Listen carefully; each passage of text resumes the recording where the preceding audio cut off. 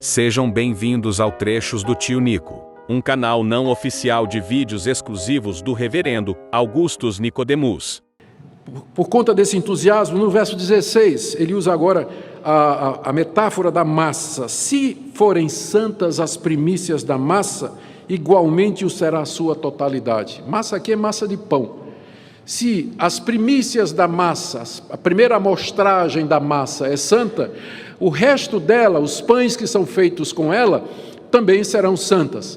O que Paulo está se referindo aqui, a massa aqui, as primícias da massa, são os patriarcas, a quem Deus fez as promessas e com quem entrou em aliança. Se eles foram separados por Deus e Deus abençoou a sua descendência, então essa descendência também ela será santa, ela será igualmente abençoada por Deus. Assim Paulo faz uma conexão entre o remanescente fiel dos judeus, que haverá de se converter, e os patriarcas a quem Deus fez as promessas. No mesmo verso 16, nós temos a terceira metáfora que Paulo usa, da raiz da árvore. Se for santa a raiz, também os ramos serão.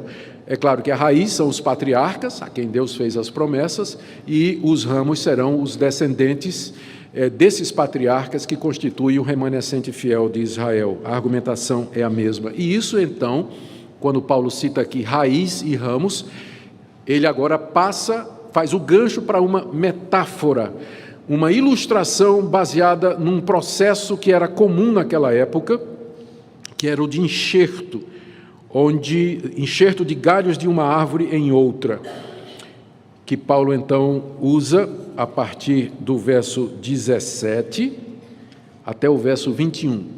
E o objetivo de Paulo aqui é corrigir uma tendência dos não-judeus da igreja de Roma de se vangloriar contra os judeus, do tipo assim: Deus rejeitou os judeus e me chamou para ficar no lugar dele. Eu devo ser melhor do que os judeus, porque Deus rejeitou os judeus, e eu sou não-judeu, e agora faço parte do reino de Deus, então quer dizer que de alguma forma eu sou melhor. Então havia essa tendência dos não-judeus cristãos de Roma de se gloriarem contra os judeus, e Paulo então corrige isso usando essa figura da árvore. Eu vou explicar aqui. A metáfora que está por detrás dessa passagem, que é reconhecidamente uma das passagens mais difíceis da carta aos Romanos, por isso nós vamos precisar ter paciência aqui. A metáfora que Paulo está usando aqui é tirada da fruticultura da época, e que também é muito usado hoje, que é o processo de você enxertar galhos de uma árvore em outra, com o fim de ou melhorar aquela árvore que é enxertada, na qual é enxertada, ou os galhos receberem a seiva da nova árvore e produzirem então frutos melhores do que a árvore original de onde os galhos foram tirados. Esse processo de enxerto era conhecido naquela época e bem antes daquela época, e também é conhecido também nos dias de hoje.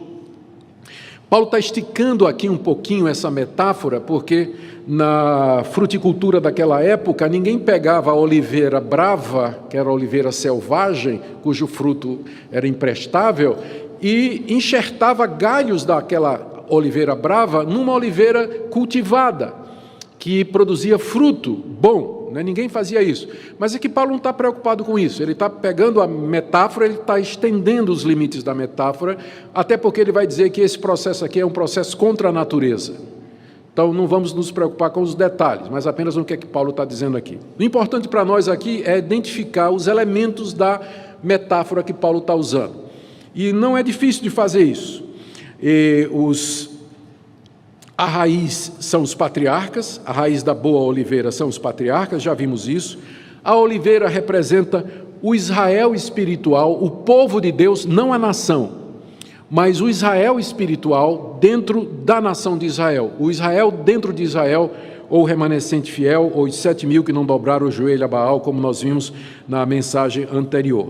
Os ramos naturais, sim, aí sim é o Israel étnico, os judeus, a quem as promessas foram feitas. A oliveira brava é o mundo gentílico. Os ramos da oliveira brava são os gentios que se converteram em Cristo Jesus e foram incluídos no povo de Deus. Então a metáfora é muito clara. e dela Paulo tira 2 pontos que eu quero mostrar a vocês. O primeiro ponto é esse: a nação de Israel, por causa da sua incredulidade, a nação de Israel, que são os ramos naturais, por causa da incredulidade, foi cortada do povo de Deus, quando eles rejeitaram a Deus, a Cristo. E Deus então colocou os gentios como enxertos de oliveira brava na oliveira verdadeira. Aqui a figura é muito simples, né? Os judeus foram cortados da oliveira, Deus quebrou os ramos, pegou os ramos de uma oliveira brava e colocou no lugar. Então foi isso que Deus fez. Segunda coisa, se Deus consegue pegar ramos da oliveira brava e enxertar na boa oliveira e eles dão fruto, é muito mais fácil para Deus reenxertar os ramos naturais, não é? E é exatamente isso que ele vai fazer. Ele vai reenxertar os ramos naturais na oliveira. Vejam as passagens que dizem isso, verso 17. Se, porém, alguns dos ramos foram quebrados, e tu, ele está falando para o gentio, sendo oliveira brava, foste enxertado em meio deles e te tornaste participante da raiz e da seiva da oliveira. Veja o verso 19. Dirás, pois, alguns ramos foram quebrados para que eu fosse enxertado. E veja também o verso 20. Bem, pela sua incredulidade foram quebrados, tu, porém, mediante a fé, estás firme. Então, essa é a aplicação que Paulo está fazendo para os gentios. Vocês são oliveira brava, vocês não são da árvore original. Vocês estão aqui como enxerto. Tem que lembrar disso. Os judeus, que são os ramos naturais, foram quebrados por causa da incredulidade deles. Mas se Deus pode trazer vocês e enxertar, muito mais pode Ele trazer os ramos naturais de volta, porque é muito mais fácil fazer isso. Segunda lição que Paulo diz aqui, segunda lição, é que então, futuramente, Deus vai trazer, portanto, os ramos naturais e reenxertá-los. Verso 23, 24, eles aqui são os judeus, se não permanecerem na incredulidade em que se encontram agora, serão enxertados de volta, pois Deus é poderoso para os enxertar de novo. Pois se tu, gentio, foste cortado da que por natureza era oliveira brava, e contra a natureza, Paulo sabe que não é esse o processo natural, não é? Contra a natureza, enxertado em boa oliveira, quanto mais não serão enxertados na sua própria oliveira aqueles que são ramos naturais. Bonita figura, né? Complicada, mas para descrever esse projeto de Deus, aquele padrão que eu disse que Paulo está descrevendo aqui do plano de Deus. Israel tropeça, através do tropeço os gentios se salvam, pela salvação dos gentios, os judeus ficam com ciúme, e por conta do ciúme eles creem em Cristo e são salvos, e aí fecha o ciclo, Deus realizou o seu plano. Está completo. Essa é a metáfora da oliveira e do enxerto. E à luz disso, Paulo traz 3 exortações aqui para os gentios. Como eu disse, essa parte aqui foi escrita por Paulo para combater a arrogância dos gentios contra os judeus. Primeiro, não se glorie contra os judeus, diz Paulo no verso 18, não te glories contra os ramos, porém se te gloriares, sabe que não és tu que sustenta a raiz, mas a raiz a ti.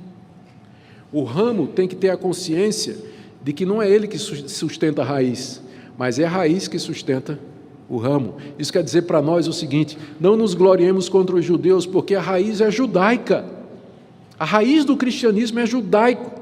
As promessas foram feitas a um judeu, o culto foi dado à nação de Israel, as promessas foram feitas ao descendente de Davi, o Messias era judeu. Então a raiz da igreja cristã é judaica e nós somos o ramo que foi enxertado. Por isso nós não podemos nos gloriar, ou não podemos injuriar os judeus, pensando que nós somos melhores do que eles, e que Deus nos elegeu por conta da nossa bondade, de forma nenhuma, que é o ponto seguinte de Paulo, né? A outra exortação dele, verso 19 a 21. Tu dirás, alguns ramos foram quebrados para que eu fosse enxertado. Bem, Pela incredulidade foram quebrados. Tu, porém, mediante a fé, está firme, não te ensoberbeças, mas teme, porque se Deus não poupou os ramos naturais, também não te poupará.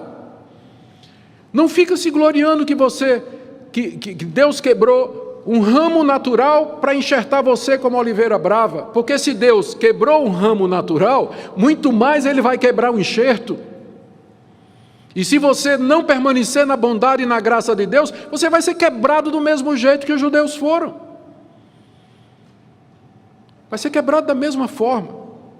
Terceira exortação de Paulo.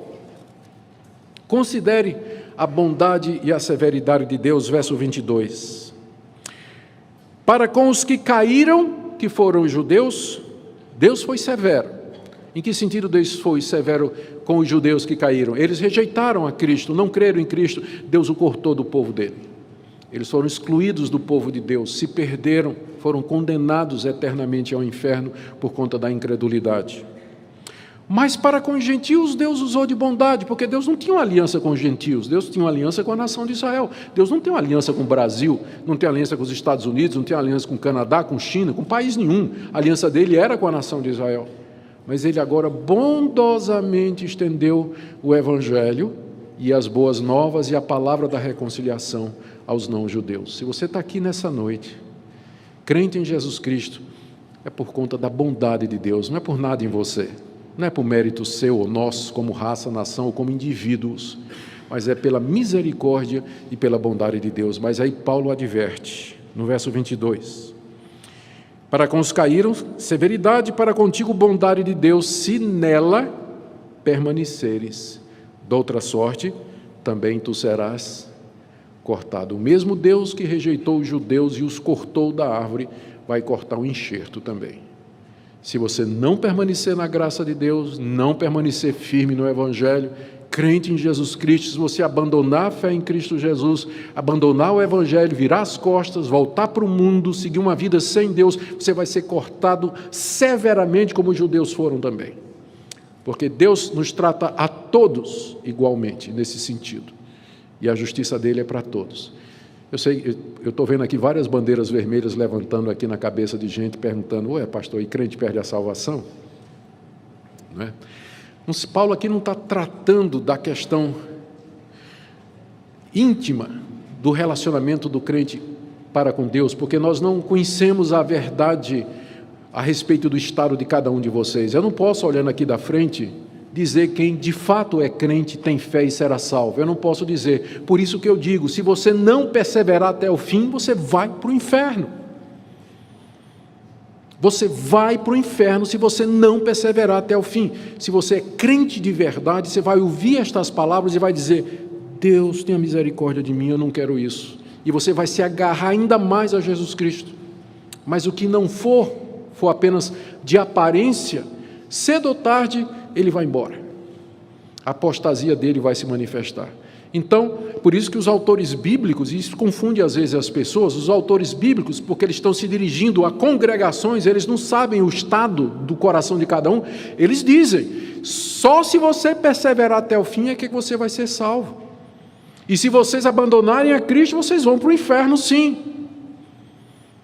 E é por isso que Paulo diz aqui, se você não permanecer na bondade de Deus, você vai ser cortado da mesma forma que Deus cortou os judeus. O crente verdadeiro ouve isso e ele teme. E ele se apega a Deus mais ainda, e é dessa forma que Deus faz com que os seus eleitos perseverem. Através das exortações da palavra de Deus, Deus os mantém ali firmes e os guarda. Mas os que não são, eles se perderão pela sua própria culpa.